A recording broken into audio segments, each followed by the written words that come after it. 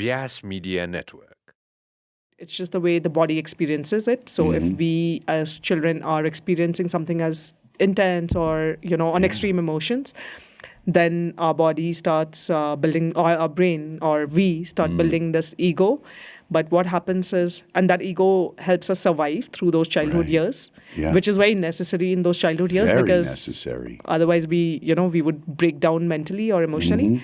But what happens is when we become adults and those circumstances are not present anymore, we still carry that ego with us. And that ego still dictates the way we behave, the way we act, the way we react. Absolutely. And we don't need to have it anymore, but it's still there. It's still there. So it in the ego gets a bad reputation, right? But it does serve a very big function in keeping us alive.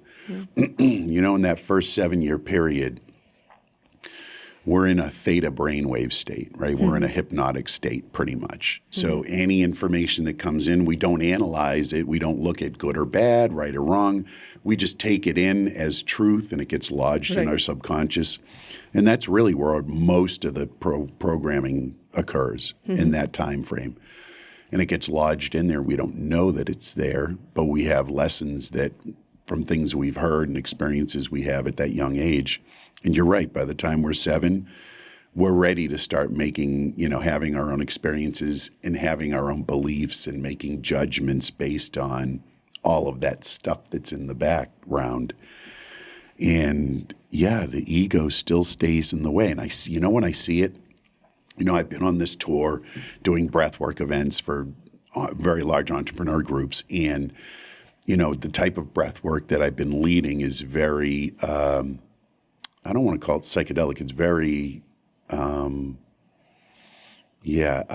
do I describe it? It brings you out of the ego. It's very transformative. Yes. Yeah. You come out of the ego and you enter this other space, right? This other reality, this other altered state of consciousness, I guess is what I'd say.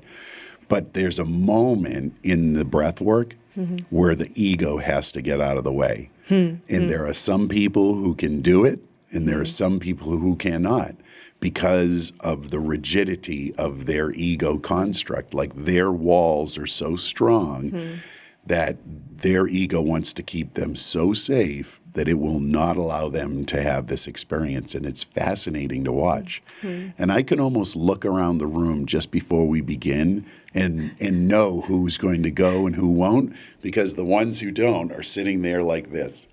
They're already blocked off, right? It's that body language of, I'm not receiving what you're saying, or I'm safe inside this box. Vyasa Media Network.